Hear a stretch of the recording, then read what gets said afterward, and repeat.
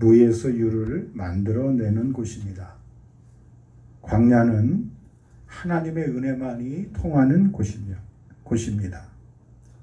그래서 광야는 반드시 좋은 목자가 있어야 되는 곳입니다. 그런데 오늘 이스라엘 백성들이 30여 년 동안 광야 생활을 하다가 이제 가나안 땅에 들어가는 시간이 되었습니다.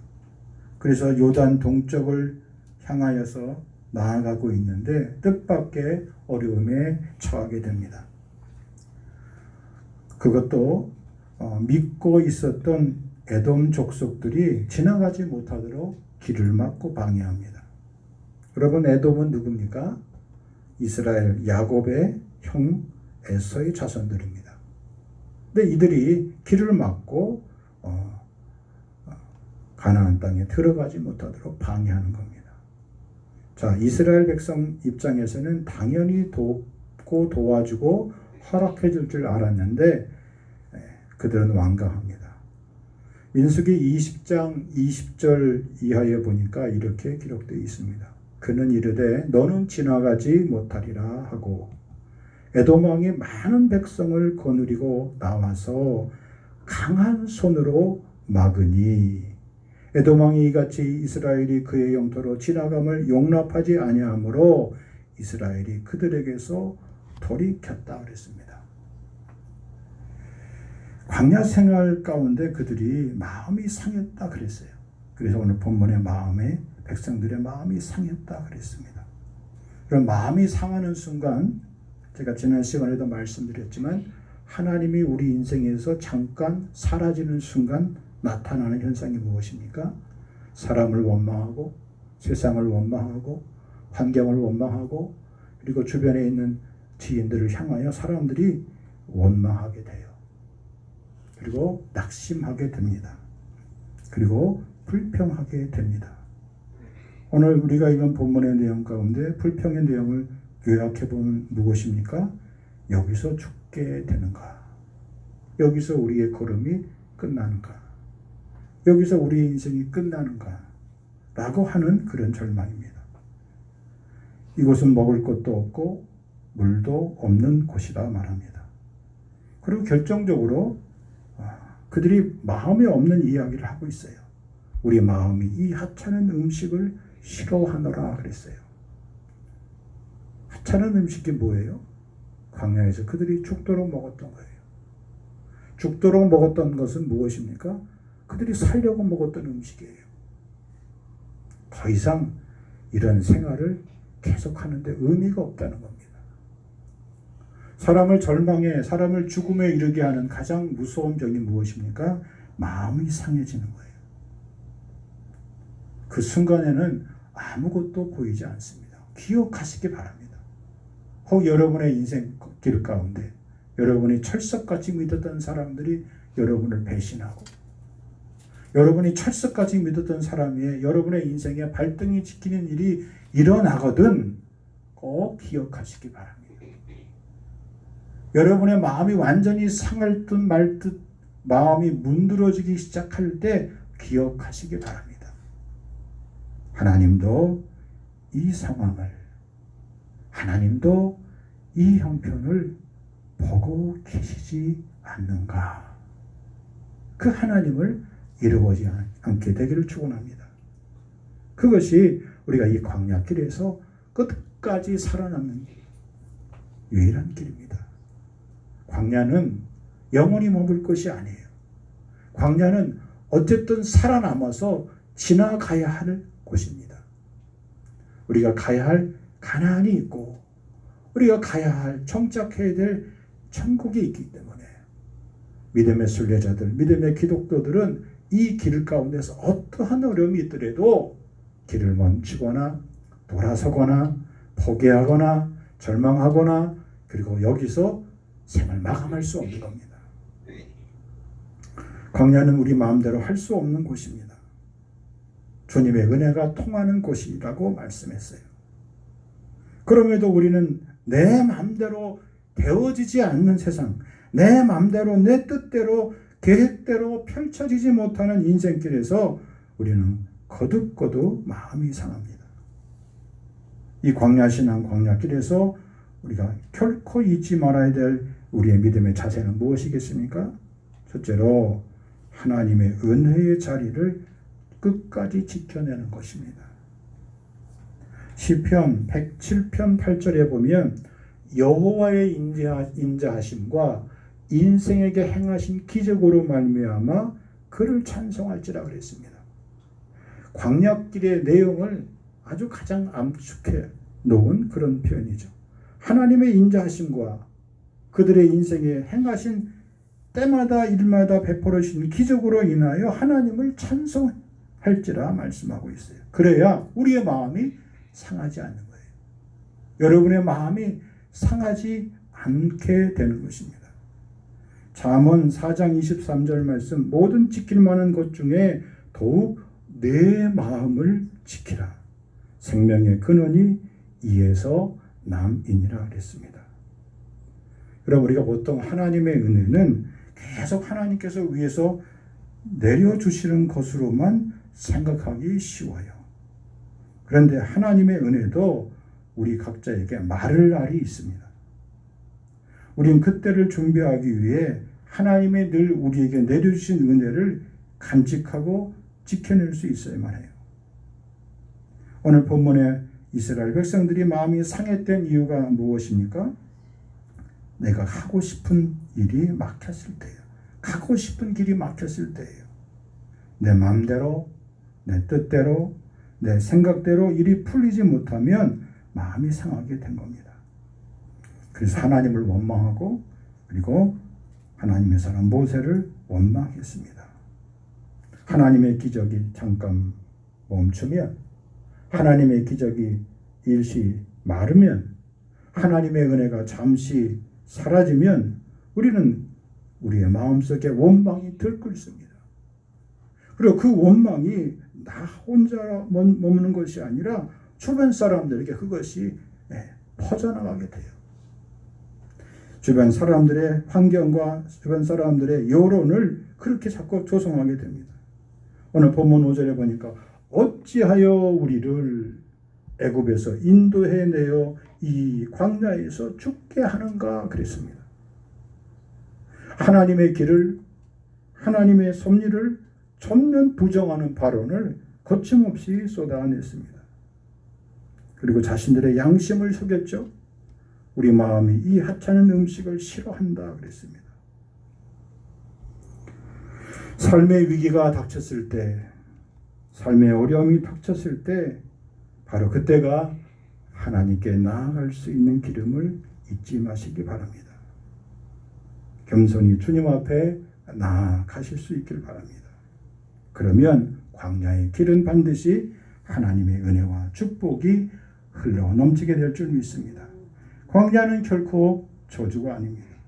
광야의 인생은 축복입니다. 광야의 인생은 하나님의 섭리의 장소입니다. 신명기 8장 1절, 내가 오늘 명하는 모든 명령을 너희는 지켜 행하라. 그리하면 너희가 살고 번성하고 여호와께서 너희의 조상들에게 맹세하신 땅에 들어가서 그것을 차지하리라. 내 하나님 여호와께서 이 40년 동안에 내게 광야길을 걷게 하신 것을 기억하라. 이는 너를 낮추시며 너를 시험하사 내 마음이 어떠한지 그 명령을 지키는지 지키지 않는지 알려 하심이라. 하나님께서 그들을 시험하셨다는 겁니다. 하나님의 인자하심은 실수가 없으십니다. 하나님의 인자하심은 영원하십니다. 하나님은 축복과 사랑을 늘 우리에게 허락해 주십니다. 양의 무리의 본이 되신 선한 목자 되신 주님, 주님은 우리에게 결코 부족함이 없으십니다. 하나님의 관심은 심판이 아니요 멸망이 아니요 영원한 영생임을 믿으시기 바랍니다. 그런 믿음의 결단이 우리에게 있어지기를 주의 이름으로 간절히 축복합니다. 예수를 믿는 우리들은 절대로 길거리에서 방황하면 안 돼요. 불평거리, 걱정거리, 근심거리, 원망거리, 낙심거리에서 불평하면 안 돼요. 우리의 인생길에서 나타나는 이런 모든 것들이 원망과 불평과 짜증과 걱정과 근심과 괴로움과 낙담과 절망의 이런 요소들이 우리 앞에 나타날 때마다 그때마다 그 자리에서 하나님 앞에 감사를 쏟아 보시기 바랍니다. 쏟아내시기 바랍니다. 그럼 그 가운데서 원망과 불평의 근심의 걱정의 거리들이 사라지게 될 줄 믿습니다. 제가 좀 조심스럽지만 여러분들에게 꼭 이야기를 드리고 싶어요. 여러분의 부모님들이나 이웃 형제들 가운데 암으로 투병을 하거나 아니면 질병 가운데 오랜 병원 생활을 하실 경우 병원에서는 더 이상 해줄 게 없습니다. 이런 상황이 몰릴 경우에 가족들이 굉장히 힘들어해요. 평생을 예수를 믿은 분들인데도 갑자기 선망 증세가 나타나서 옆에서 간호하고 있는 자기 자식들을 보고 본인이 인간이 갖고 있는 가장 보이지 말아야 될 그런 행동들을 보일 경우가 참 많이 있어요. 그리고 본인이 온전한 정신으로 돌아오면 자기가 그렇게 말하고 행동했던 그것이 괴롭고 부끄러워서 본인 자신도 매우 어려워합니다. 그럼 특별히 여러분이 병중에 있는 분들을 간호하거나 또 연세가 많으신 분들을 여러분이 옆에서 간호하게 되거나 방문하게 될 때는 그냥 가시면 안 돼요. 우리 믿음의 사람들은 반드시 그 영혼을 놓고 여러분이 집중적으로 중보하고 대적하고 기도하시고 가셔야 돼요. 여러분 잘 생각해 보십시오. 병원에서는 해줄 것이 없다고 그래요. 그러면 환자에게 해줄 수 있는 것이 무엇입니까? 병원에서는 고통을 줄여주는 마약성 진통제 놔주는 것 외에 다른 거 아무것이 없어요. 음식을 먹자면 수액을 꽂아주는 것 외에 다른 방법이 없습니다. 병원 입장에서는 이 환자가 빨리 나갔으면 좋겠어요. 왜? 병원 수익상 아무런 도움이 안 돼요. 자, 그럴 때 여러분 생각해 보세요. 결국 우리의 인생의 마지막의 순간에 내 인생의 마지막 종착을 바라보는 순간에 영적인 치열한 싸움이 벌어지는데 악한 원수 마귀가 하나님의 백성이라 할지라도 그를 낙담하게 만들고 그를 절망하게 만들어서 천국에 들어가지 못하도록 한 영혼을 두고 영적으로 싸우는 쟁탈전이 벌어지는 거예요. 인생의 마지막 순간을 보내는 동안 하나님을 찬송하고 하나님께 감사하고 자기 자녀들에게 축복하고 그리고 자녀들에게 믿음의 권고를 할 수 있고 하나님께 갈 수 있다는 이게 얼마나 큰 복입니까? 근데 그걸 하지 못하게 만드는 거예요. 그걸 하지 못하게 만드는 첫 번째 요인은 질병이에요. 그리고 흔히 말하는 요즘 말하는 치매예요. 여러분이 특별히 기도하셔야 돼요. 꼭 강력하게 기도하시기 바랍니다. 여러분의 인생의 마지막 종착 하나님이 부르시는 그날에 여러분이 마음껏 여러분의 자녀들에게 주여 내가 축복하고 기도하고 당부의 말을 전하고 하나님께 마지막 올라가는 천국 환송 예배를 드리고 하나님 품에 안길 수 있기를 주의 이름으로 간절히 축복합니다. 그걸 힘쓰셔야 돼요. 특별히 여러분의 부모님들을 놓고 그렇게 기도하실 때요. 연로하신 분들을 놓고 기도하실 때 끊임없이 그것을 기도해야 됩니다. 사랑하는 후배가 한 말을 듣고 제가 충격을 받았어요. 그러면 평생 공직이 계셨고 평생 신앙생활을 잘 하셨고 지금도 그 어머님과 함께 교회를 잘 섬기는 분인데 또 국가유공자세요. 직업군인을 하셔서 그랬어요. 보훈병원에 들어가 계셔서 나왔는데 그 자기 아버지가 딸의 입장에서 자기 아버지가 자기한테 하는 모습을 보고 이 딸이 기겁을 한 거예요. 그래서 집중적으로 기도했어요. 찬송을 들려주니까 싫다고 하더래요. 성경 말씀을 읽어주니까 싫다고 하더래요. 영적으로 무장하고 그리고 간병을 마치고 돌아왔어요. 이제 가족 주변 분들을 이렇게 불러서 이렇게 마지막으로 아버지한테 인사하실 분 인사하라고 이제 그런 마지막 그 절차를 하려고 했는데 병원에서 전화가 온 거예요. 아유, 아버님이 상태가 매우 호전되셔서 다음 주쯤이면 퇴원하실 수 있게 됐다고. 네? 그 부부가, 그 가족들이 자기 아버지, 자기 할아버지를 놓고 자기 남편을 놓고 80대 이제 중반이 되신 분이에요. 집중적으로 기도했대요. 본인이 정신을 차린 거예요. 딸이. 이거는 영적인 싸움이야. 여러분, 정말입니다.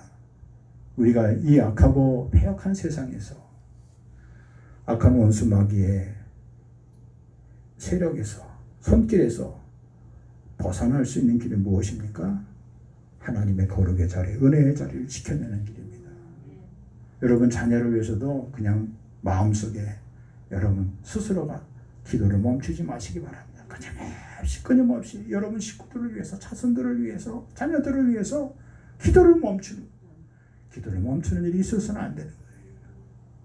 그런 회복의 은혜가, 그리고 그런 하나님의 마음을 기쁘시게 해드리는 마음의 자리가 지켜내기를 주의 이름으로 간절히 축복합니다. 두 번째로 회개의 자리예요. 여러분, 회개의 자리라는 것이 왜 중요하냐면, 오늘 본문의 말씀을 보니까 문제를 해결하는데 가장 중요한 것은 상황 파악 능력이에요. 빠른 상황, 빠른 회개가 있으면 있을수록 빠른 회복이 일어납니다. 하나님 앞에서 6절, 여호와께서 불뱀들을 백성 중에 보내어 백성을 물게 하심으로 이스라엘 백성 중에 죽은 자가 많은지라 그랬습니다. 엄청난 일이 벌어진 겁니다. 여기저기서 물려 죽어나가는 사람들, 살려달라고 외치는 사람들을 보며 여기 보니까 백성들, 이스라엘 백성들, 그들은 이것이 하나님의 진노라고 그들은 스스로 판단 내릴 줄 알게 된 거예요. 이게 은혜, 이게 회개입니다.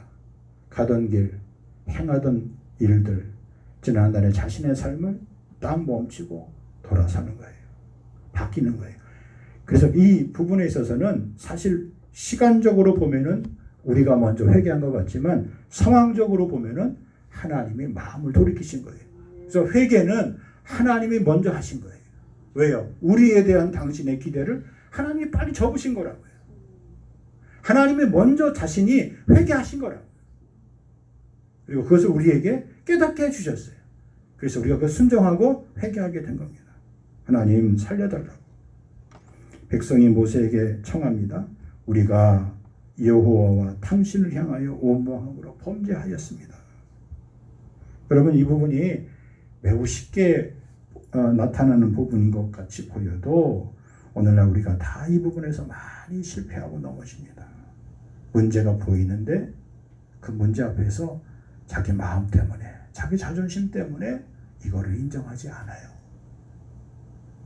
내 잘못, 내 실수, 내 허물, 그리고 나 때문에 이러한 일이 벌어졌음을 알고 돌이켜야 되는 거예요.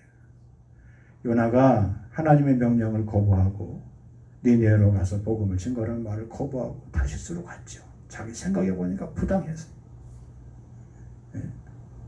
그러자 그가 가는 길에 풍랑이 있었어요.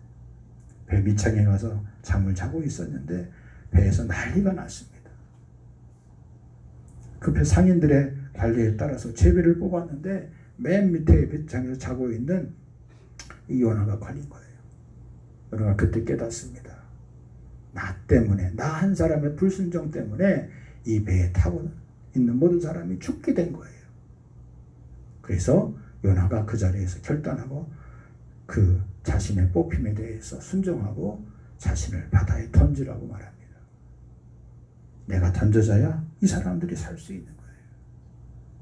하나님이 그래서 요나의 판단을 보시고 그 배도 건지고 요나도 살려주셨죠.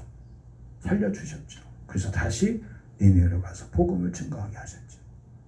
그럼 빠른 판단, 빠른 상황 인식이 중요한 거예요. 여러분이 경제적인 삶 부분에서도 중요한 리더는, 중요한 CEO는 손절할 수 있는 그런 결단이 있어야 되는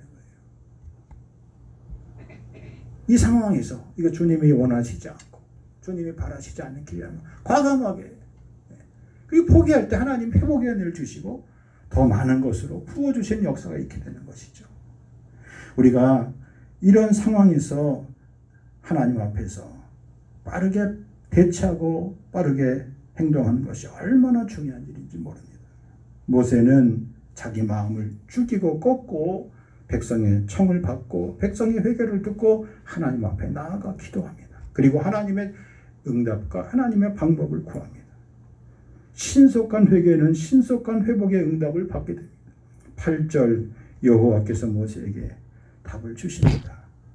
저들을 물었던 불뱀의 형상을 만들어 구리로 만들어 장대 위에 높이 매달아라. 그리고 물린 사람들은 그것을 보면 살게 될 거다 그랬습니다.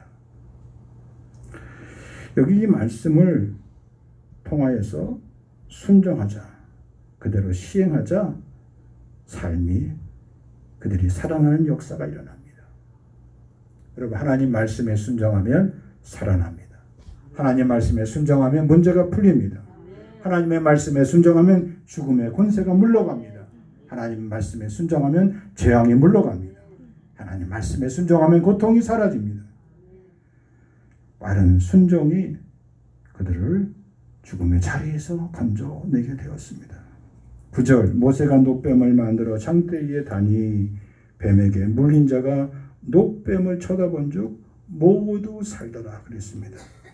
자, 이 문장을 그냥 이렇게 보면 장대에 달린 노뱀을 사람들이 다 쳐다봐서 다 살았다라는 뜻도 돼요. 그런데 이 문장을 여러분 잘 생각해 보세요. 그대로 보면 뱀에게 물린 자가 노뱀을 쳐다본 즉 모두 살더라라는 문장은 뱀에게 물린 자가 노뱀을 쳐다보지 않은 즉 모두 죽더라는 말도 되는 거예요. 이해가 되십니까? 네. 사람들이 뱀에게 물렸는데 모두 쳐다봐서 살았다는 말은 쳐다보지 않은 사람은 반드시 죽게 되었다는 거예요. 죽은 사람도 있다는 거예요. 충분히 가능성이 있고 개연성이 있는 그런 말씀이죠. 하나님은 이스라엘 백성이 뉘우치자 당신의 생각을 즉시 바꾸신 거예요. 오늘도 우리가 마음으로 회개하면 하나님은 우리 자신의 사정과 형편을 즉시 바꾸어 놓으십니다. 말씀 한마디로 재앙으로 끝내버리실 수 있었지만 하나님은 한 번도 그렇게 하지 않아요. 그 자리에서 회개하고 돌이키면 반드시 대리자를 세우세요. 상황을 다르게 만드세요. 조건을 만들어 놓으세요. 그리고 그 조건에 부합하는 사람이나 상황이나 환경이나 일이 있으면 하나님은 그 일을 다시 뒤집어 놓으세요. 왜요? 하나님이 우리를 사랑하시기 때문에 그래요. 하나님은 우리를 통하여 이 땅을 통치하시기 때문에 그런 겁니다. 그리고 우리를 통하여 지금도 하나님 나라를 이루어 가시기 때문에 그런 겁니다. 노뱀의 장대에 달린 노뱀 자체가 구원을 이루는 것이 아니에요. 노뱀에 달린 장대를 쳐다본 백성들의 순종함이 그들의 생명을 살리게 된 겁니다. 이 노뱀은 훗날 예수 그리스도께서 십자가에 높이 달린 구주 예수 그리스도의 상징이 됩니다. 요한복음 3장 14절 이하에 보면 모세가 광야에서 뱀을 든 것 같이 인자도 들려야 하리니 이유가 나옵니다. 이는 그를 믿는 자마다 영생을 얻게 하려 하심이라 그랬습니다. 회개의 자리는 생명의 자리예요. 회개의 자리는 회복의 자리예요. 회개의 자리는 은혜의 자리예요. 회개의 자리는 축복의 자리예요. 회개의 자리는 우리로 하여금 새로운 하나님의 역사를 쓰는 자리예요. 이 자리가 여러분들에게 이 광야신앙 가운데 빼앗기지 않기를 주의 이름으로 간절히 축복합니다. 세 번째로는 광야신앙에서 중요한 것은 순종의 자리입니다. 모세의 인생을 한번 우리가 생각해 보세요. 사람 죽이고 광야로 도망쳤어요. 도망쳤는데 1년이 가도 3년이 가도 10년이 가도 20년이 가도 본국의 상황은 바뀌지 않아요. 여러분, 모세가 광야에서 생활하고 있는데 자기 애국으로 돌아가는 생각을 안 했겠습니까? 충분히 상황도 알아보고 환경을 통해서 모색해봤을 거예요. 그러나 그게 40년이 지나자 스스로 포기해 버렸어요. 그냥 여기서 내 인생 끝나는 모양이다. 근데 그 어느 날 하나님이 떨기나무 가운데 모세를 부르셨어요. 하나님의 부르심에 대해서 모세는 뭐라고 얘기하지 않았어요. 왜 지금 오셨습니까? 왜 지금 부릅니까? 라고 하지 않았어요. 그 대신 모세는 여러분과 저처럼 안 가겠다고 고집을 피웁니다. 못 갑니다. 나는 말할 줄 모릅니다. 나에게 가진 것은 이 광야에서 지팡이밖에 없습니다. 그러니까 보세요. 나에게 있는 것은 이 지팡이밖에 없고 이 미디안 광야 생활의 경험밖에 없습니다. 라고 고백하자 하나님이 그걸 바꾸시잖아요. 지팡이를 통하여서 뱀이 되게 하세요. 그리고 그의 가슴, 그의 상처는 상한 가슴을, 상한 마음을 하나님이 어떻게 치료하십니까? 그의 손을, 그 인생의 거친 손의 손을, 광야에서 양들을 돌봤던 그 거친 손을 자기 가슴에 품자 문둥병이 나병이 걸려요. 다시 순정하고 가슴에 넣자 그 손이 고침받아요.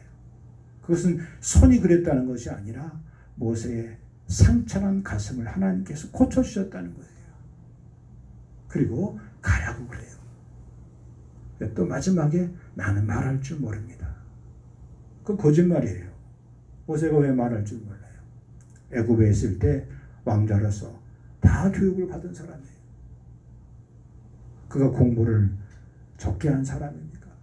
애굽의 학문에 정통했던 사람이에요. 그가 왜 말할 줄 몰라요? 그런데 말할 줄 모른다고 얘기하자 내 형 아론이 너의 태원자가 될 거라고 말씀하시면서 모세가 더 이상 도망치지 못하게 하나님께서 그를 그 광야길에서 애굽으로 돌리십니다. 목적은 하나예요. 고센 땅에 있는 이스라엘 백성의 고통에서 그들을 해방시켜 출애굽시키려고 하나님께서 그렇게 광야에서 모세를 달궈 놓으신 거예요. 연단시켜 놓은 거예요. 모세가 만약에 광야에서 그 삶을 살지 않았다면 이스라엘 백성과 똑같이 원망하고 불평하고 짜증하고 백성들이 자기에게 그렇게 다가올 때마다 아마 모세는 중도에 그만뒀을 거예요. 잘 알잖아요. 모세의 형 아론도 죽었고 모세의 누이 미리암도 모세와 의견 충돌하고 대립하다가 죽었어요. 왜 그랬을까요? 그들은 광야에서 살아보지 못했어요. 광야에서 40년 동안 살았던 모세였기에 그는 광야의 삶 속에서 백성들과 충돌하지 않고 그들을 끌고 그들을 품고 광야길을 계속할 수 있었던 거예요. 그것이 오늘 신명기에 나와 있는 그 말씀이죠. 이 광야까지, 이 40년 광야길을 걷게 하신 것은 그 표현은 이스라엘 백성 전체를 향한 말씀도 되지만 모세의 자전적인 자기의 고백이에요. 하나님이 나로 하여금 이 40년 동안 광야 미대한 광야에서 이 좁은 광야에서 여기서 살게 하신 것은 하나님의 섭리를 백성들을 향하여 안타까운 모습을 보면서 모세가 말하고 있는 거예요. 여러분이 가끔씩 여러분의 자녀들이나 여러분의 후배들 가운데 살아가는 삶의 모습을 보면 여러분의 말을 듣지 않을 때 보면 답답하시죠. 왜? 여러분들은 이미 그 길을 거쳐오셨기 때문에 그 길이 보여요. 그런데 여러분의 자녀는 아니라고 우기죠. 똑같은 심정이 지금 모세의 마음속에 있고 있는 거예요. 한 사람이, 한 영혼이 하나님 말씀 앞에 순종하며 돌아오는 것이 우리 인생의 가장 큰 기적임을 믿으시기 바랍니다. 하나님 말씀 앞에 순종하고 하나님 부르심 앞에 순종하고 나오면 하나님 앞 정복한 곳 그리고 이 황량한 곳에서도 하나님은 인생에게 기적을 베풀어 주시는 좋으신 하나님이신 것을 믿으시기 바랍니다. 하나님이 모세를 그렇게 쓰셨어요. 그래서 모세에게 따라다니는 두 단어가 있습니다. 그것이 무엇입니까? 모세는 하나님 말씀 앞에 겸손했고 하나님 말씀 앞에 순종했습니다. 말할 줄 몰라서 안 하는 게 아니에요. 몰라서 안 하는 것도 아닙니다. 침묵을 배웠고 그리고 겸손을 배웠고 그리고 순종을 배웠습니다. 예수님 십자가상에서 침묵하셨어요. 아무에게도 불평하지 않으셨어요. 원망하지 않으셨어요. 그래서 우리 모든 인류의 죄를 짊어지실 수 있었던 겁니다. 오늘 우리에게 중요한 것은 여러분 세상이 바뀌었나 환경이 바뀌었나? 내 주위의 사람들이 바뀌었나? 그것도 물론 중요할 수 있겠죠. 그러나 그거보다 더 중요한 것이 있습니다. 그것은 무엇입니까? 내 인생의 삶이 지금 변했는가예요. 내 내면의 인격이 변해가고 있는가? 여러분, 세상에서 사람들이 외치는 정의는 이미 성경에서 한마디로 정의를 끝내줬어요. 여러분 기억하실 거예요. 사사기에 적혀 있어요. 그때의 이스라엘 백성 가운데 뭐가 없었다 그랬어요? 네, 왕이 없었다 그랬어요. 거기 왕은 하나님이에요. 왕이 없으므로 사람들이 각기 자기 소견에 옳은 대로 행했다 그랬어요. 살았다는 겁니다. 자기 주관대로 사는 거예요. 자기 생각대로 사는 거예요. 자기 마음대로 사는 거예요. 그래서 그 사회는 어떻게 됐어요? 혼돈의 사회가 된 거예요. 여러분, 오늘날 많은 사람들이 아유 왜 이렇게 사회가 이렇게 복잡하고 어지럽고 뭐 대대로 되어가는 것 같지도 않고 시끄럽고, 왜 그렇습니까? 다 자기 소리 있어요. 다 자기 생각이 있어요. 다 자기 가는 인생의 걸음이 있어요. 그것은 무엇을 말합니까? 좋은 것 같지만 거기에 하나님이 안 계세요. 자기 생각도 있지만, 내 생각도 있지만, 내 생각보다도 주님 뜻이 어떤 것인지 그것을 듣고, 내 생각이 아무리 옳다고 생각하더라도 그것이 주님의 뜻이 원하시지 않는다 생각하면 그걸 내려놓을 줄 몰라요. 순종할 줄 모르는 것이죠. 순종의 사람은 광야 생활 중에서 오직 주님만 바라볼 줄 압니다.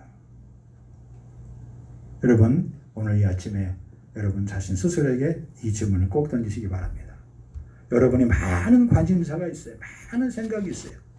그 생각 중에 하나님의 한 부분을 차지합니까? 아니면 여러분의 많은 생각이 오직 하나님께만 집중되어 있고 그 가운데 다른 여러분의 관심사를 두고 계십니까? 그게 그거 같지만 결코 그렇지 않습니다.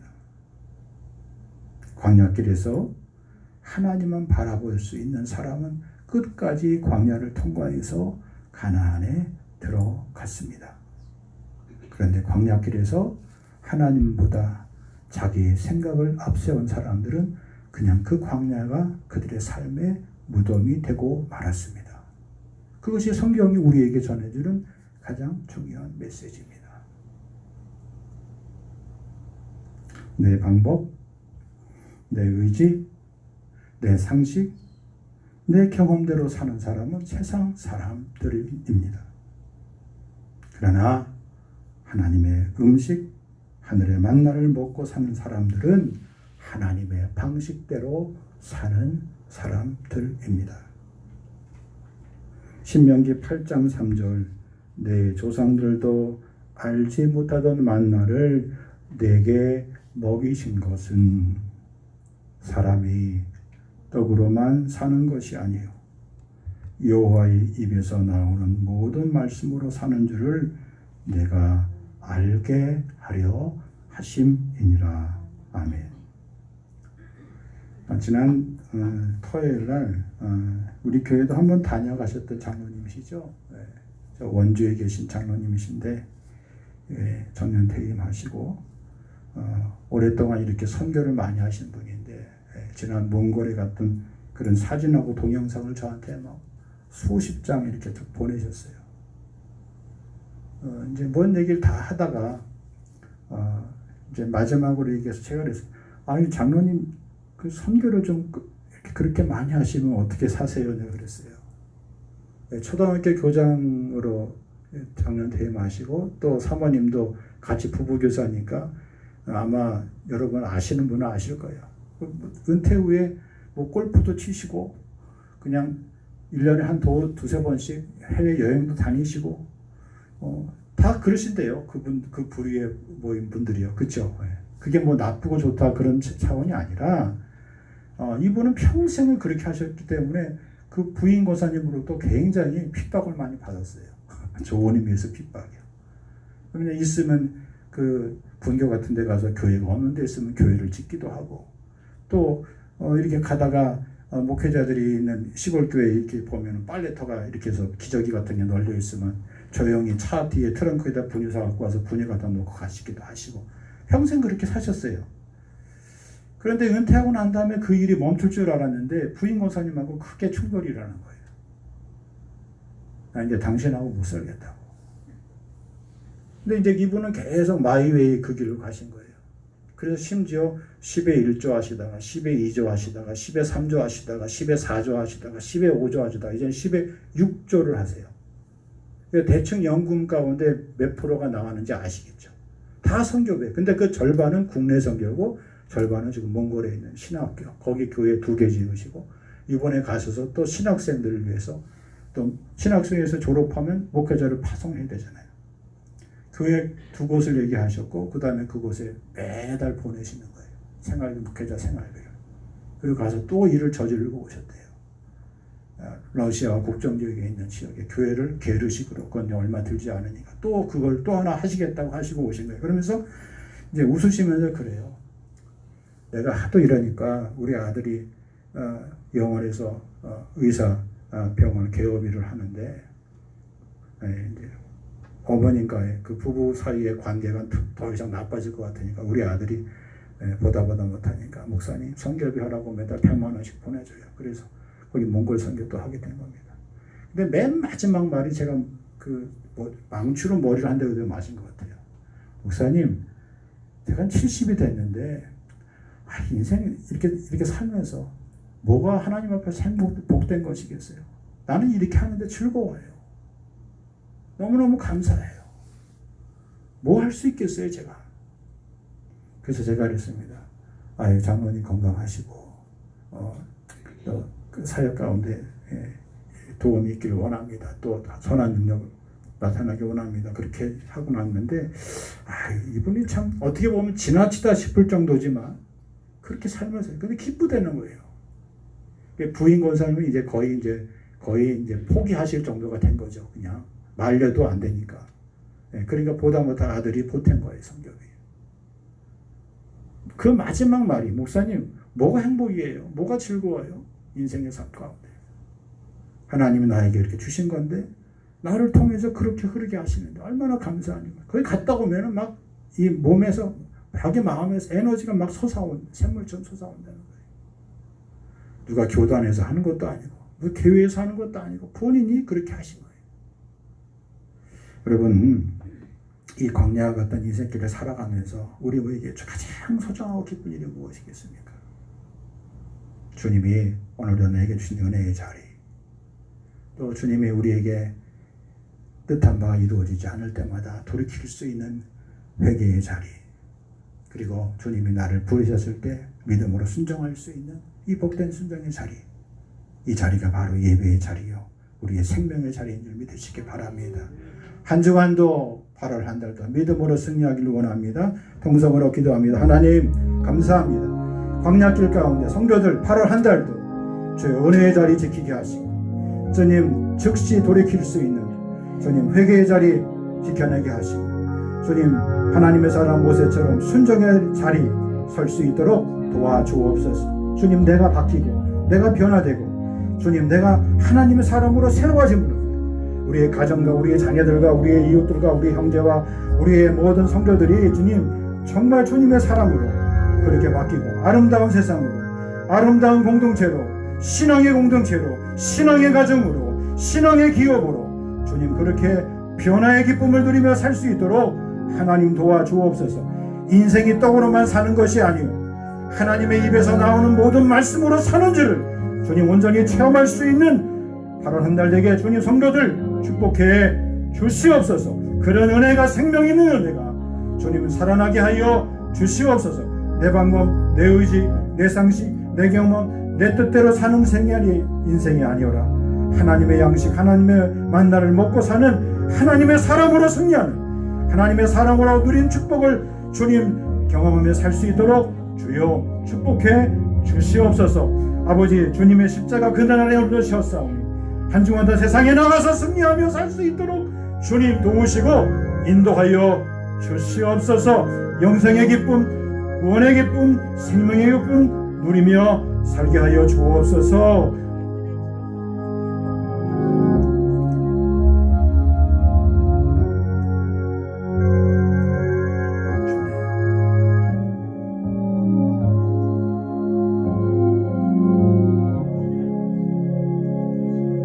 예수님의 이름으로 기도하옵나이다. 아멘.